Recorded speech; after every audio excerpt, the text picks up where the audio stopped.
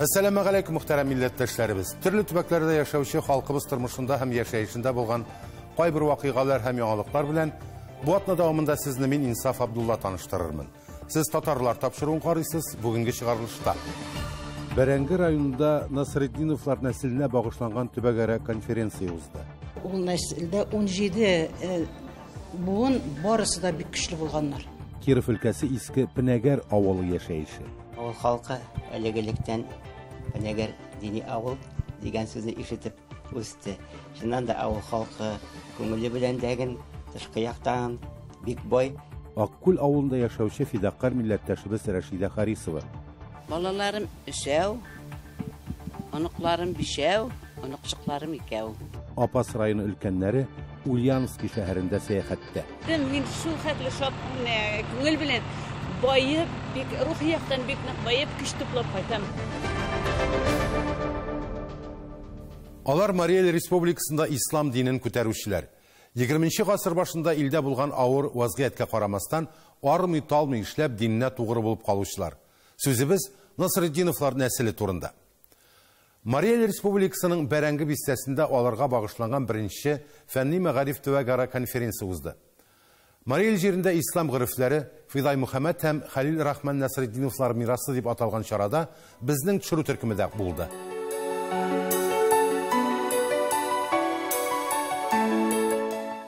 Nasreddinovlar okulları Fenni Megarif konferensiyasında Qozan, Meskev, Tüben Novgorod yaklarından da konaklar var idi. Bir gaile kişilerinin dinge hizmeti, köp milletli tübekte İslam tarixi kebek temalar köterildi biride. Hem elbette indi, eligi şara, İdil boyu Bulgar devletinde İslam dini kabul etülünün 1100 yıllığına da bağışlangan. Elhamdülillahi Rabbil alemin, Rahmanirrahim. Dağadan başlanğan iş nəticəli bula deylər. Nasreddinovlar okulları birinci Tübegara konferensiyası da Kur'an süreleri oku bilen açıldı.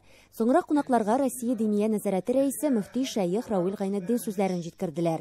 Bu mübarek gününü Peygamberimiz Muhammed Mustafa sallallahu aleyhi ve sellem'nin mevlidi gününde barçağızına körkem Müslüman selamı Esselamu aleyküm ve rahmetullahi ve berekatuhu deyip selamlayayım.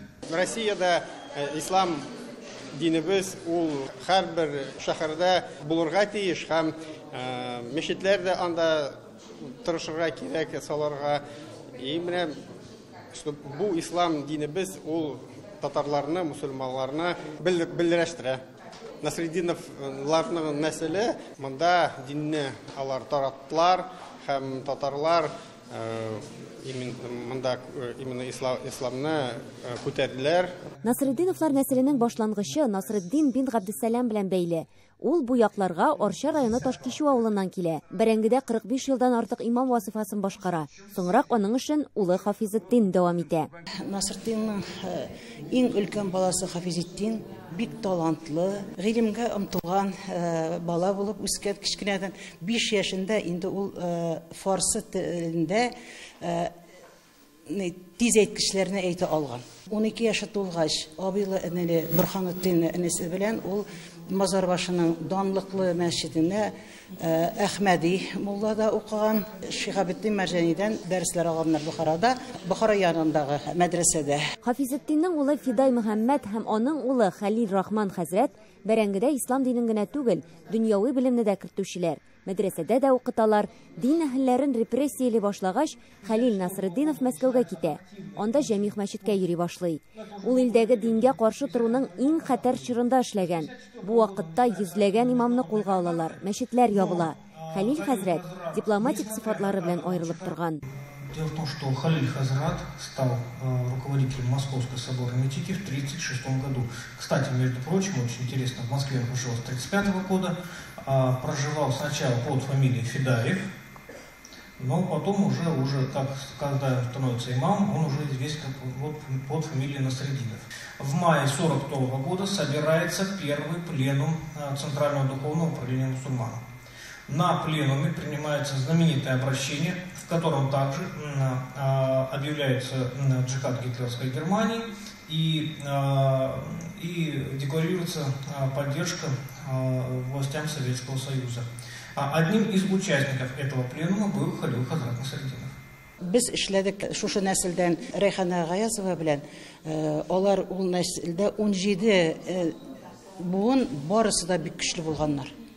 Менә илгә килгән зыяннар берсе дә аларны читләп үтмәгән. Барысы да репрессиягә бик күп эләккәннәр. Хәтта менә сорау шулай дип куелган, аларның нәселләре белән бетерергә тиеш булганнар. Шундый мәсьәләләрдә торган.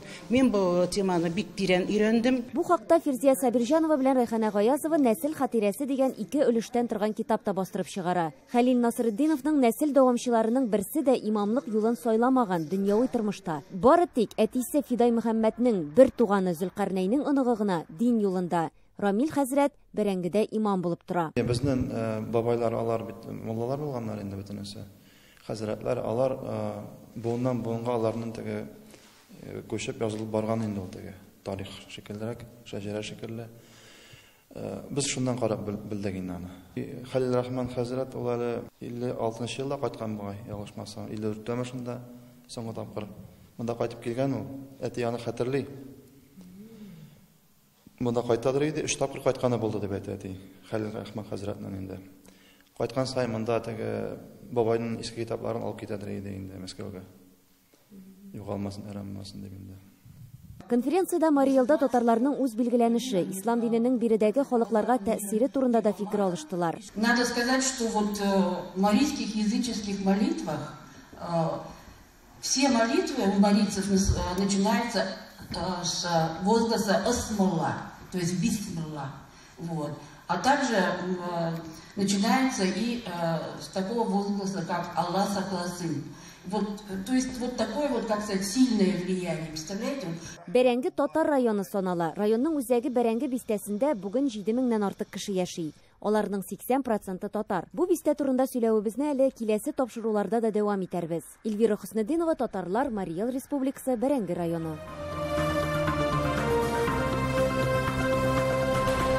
Дөнья буйлап сибелгән милләттәшләребезнең яшәешен яктырту өчен без алар артыннан илгизәбез. Хәзер юлыбыз Киров өлкәсе Ныкрат Аланы районы Иске Пенәгәр авылына. Аның бай тарихлы булуы хакында сез хәбәрдар, хөрмәтле тамашачыларыбыз. Әле күптән түгел генә без аларның Пенәгәрдә 1001 кичә дип исемләнгән 3 томлы китабын тәкъдим иткән идек. Инде шуннан соң әлеге гаҗәеп кызыклы авылга бармый булдыра алмадык. Саланы аның шәхесләре байыта, яшәтә, таныта дисәк бер дә ялгыш булмас. Сез моңа үзегез дә инанырсыз. Сүз Ләйсәнә Садретдиновага.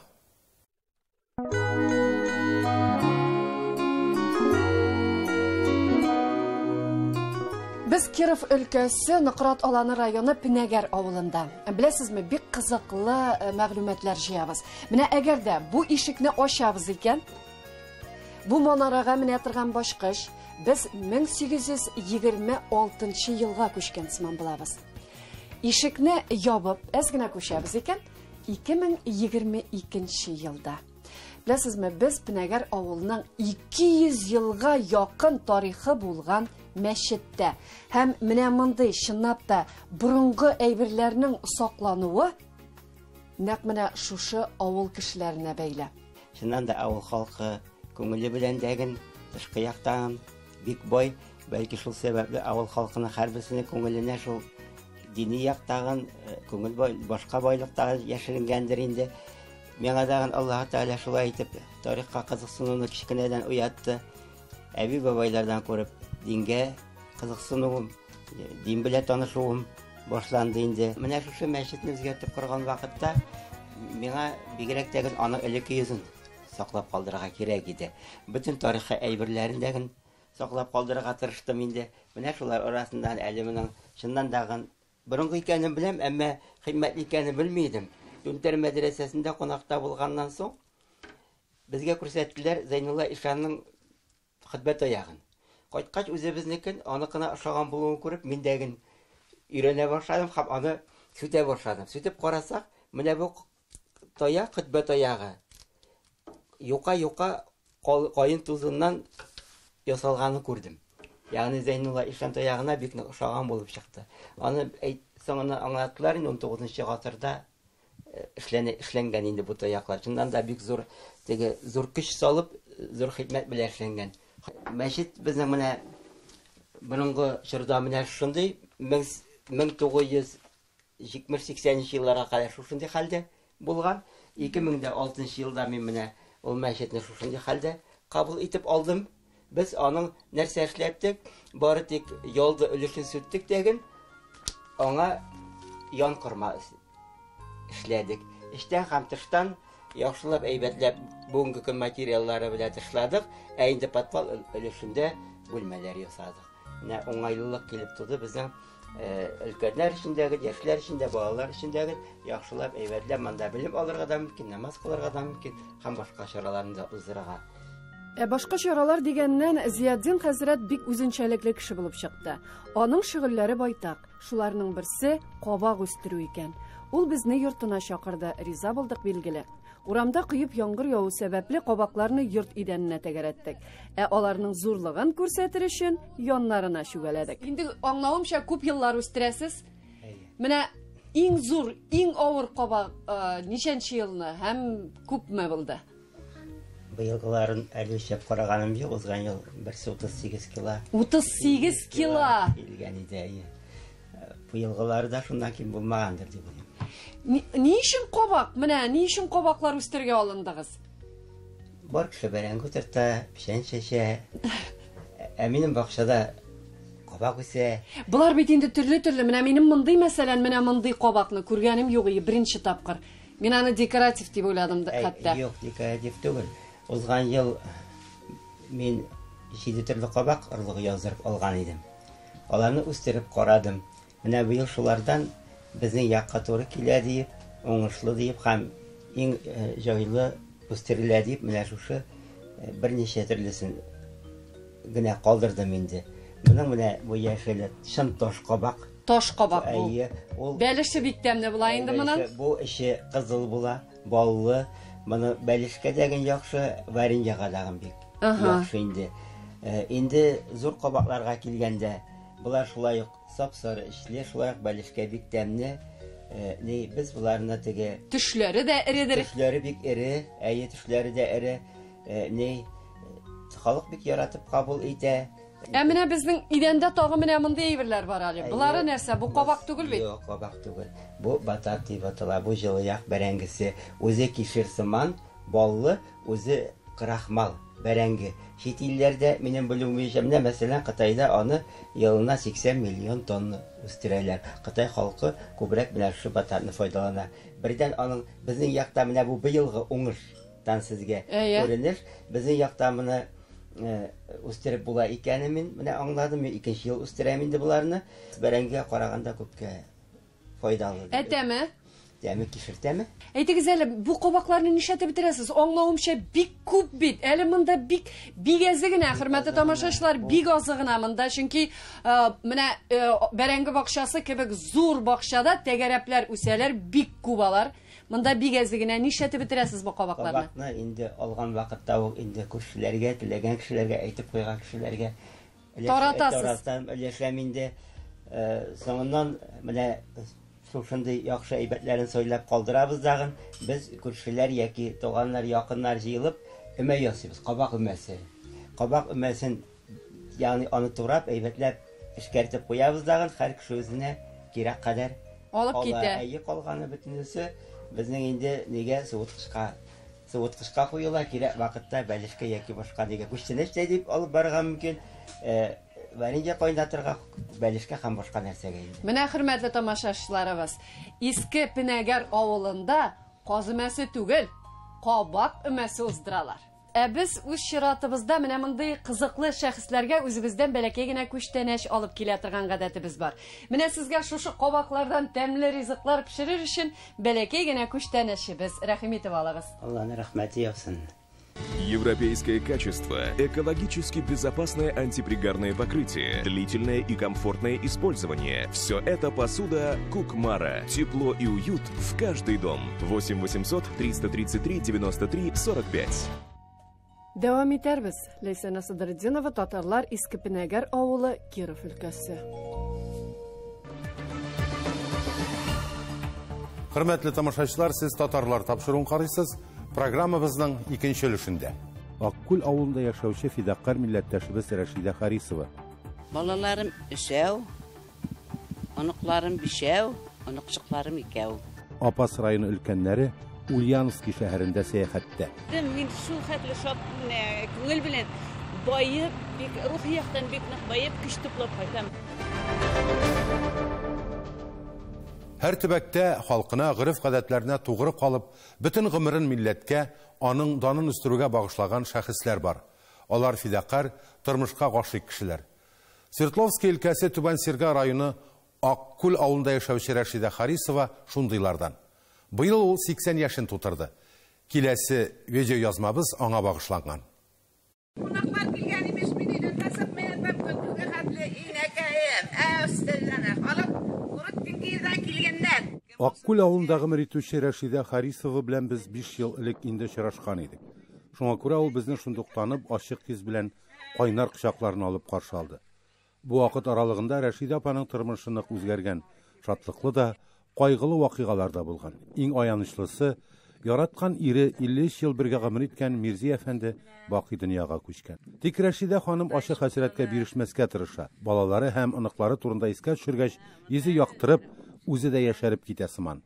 Балаларым өчәү, оныкларым бишәү, оныкчыкларым икәү. Күп түгелләр. Күп түгелләр. Аллаһка шөкер, сәламәтләр килеп торалар, җәй көне киләләр, бөтен эшләремә бурышалар. Алар бурышмаса, мин бу эшне алып бара алмыйм, бу аксаны алып бара алмыйм. Кәртүк бәрәңге утыртабыз, кәбестәләрен, кумбагышларын, бовый борсакларын барсын да утыртабыз. Яраталармы авылга кайтырга? Яраталардыр, киләләр кыятны сайын.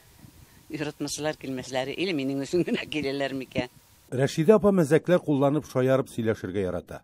Шуңа күрә әңгәмәне елмаюсыз алып барга мөмкин дә түгел.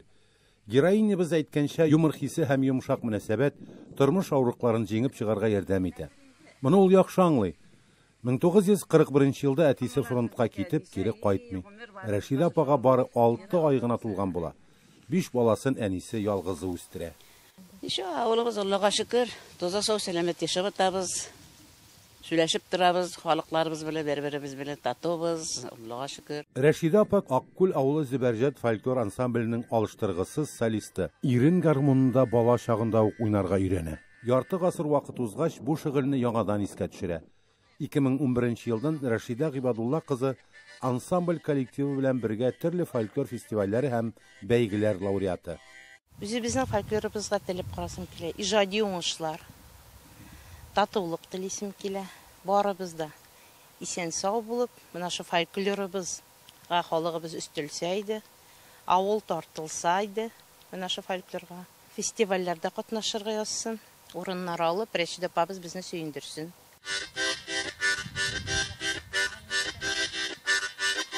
Озын гомер, исәнлек, саулык, иҗади уңышлар, күңел җылысы һәм гаилә иминлеген телибез сезгә, Рәшидә апа. Инсаф Абдулла, Альфия Габдушева, Татарлар, Свердловский өлкәсе. Алар арасында 30, 40 һәм 45 еллык хезмәт стажы булган укытучылар да, табиблар да, хисапчылар да һәм мәдәният хезмәткәрләре дә байтак. Хезмәт стажы гына түгел, гомер юлларда узган гасыр уртасында башланган Апас районының бер төркем хезмәт ветераннары борынгы Сембер Ульяновский шәһәрендә булып, аның тарихи урыннарын карап һәм андагы татар тормышы белән танышып кайттылар. Республикабызда өлкәннәр 10 көнлеге уңайыннан узган кызыклы сәяхәт хакында үз хәбәрчебез Рәмис Сафин бәян итәр.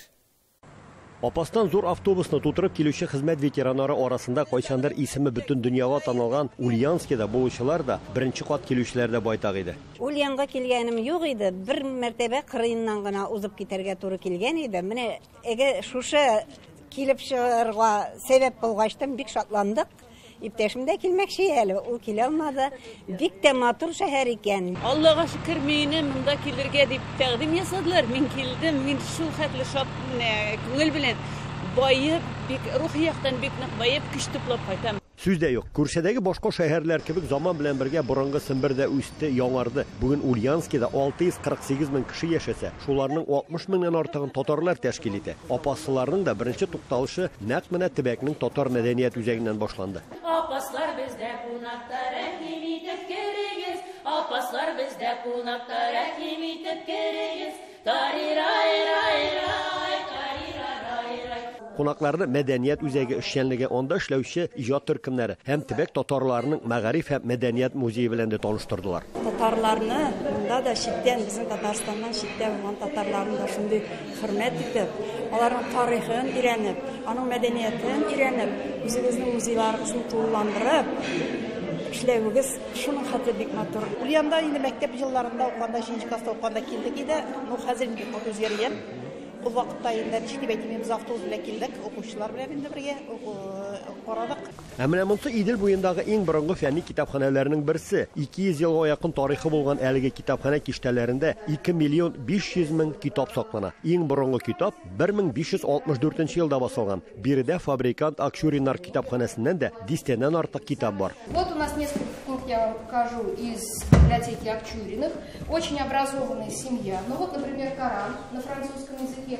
То есть историю ислама Акчурины изучали, читали всю европейскую литературу, всю русскую литературу, западноевропейскую, русскоязычную. Шундый кызыклы һәм меңләгән уникаль экспонатлар өлкәнең дәүләт музеенда да куелган. Татарстанның атказанган укытучысы Алсу апа Сафина Бөек Ватан сугышына багышланган залда йөргәндә ветеран әтием һаман күз алдымда булды ди. Чөнки минем әтием үзе 41 елдан сугышка китә, бик яшь килеш 17 яшендә сугышка китә. Аннан ул яраланып, бик зур җәрәхәт алып, контужен булып, сугыштан кайта. Күп йөргән, күпне күргән дигәндәй гомер буе мәгариф яисә мәдәният тармагында эшләгән бу кешеләр илебезнең байтак төбәгендә булырга өлгергәндер. Әмма Ульяновск аларның байтагын бала чагына, яшьлек елларына алып кайта шул. Без шушында килеп, бөтен Ленин музейларын карап җирдек. Ну, Ульян ул вакытта инде моның хәтле матурлыгы юк иде диләр. Килгән сайын бер вакыт яңалыклар белән очрашам. Менә бу юлы мәчет музеена кирип, шаклар каттым. Үзебездә бер нәрсә юк микән, иске дип уйлап та куйдым әле хәтта.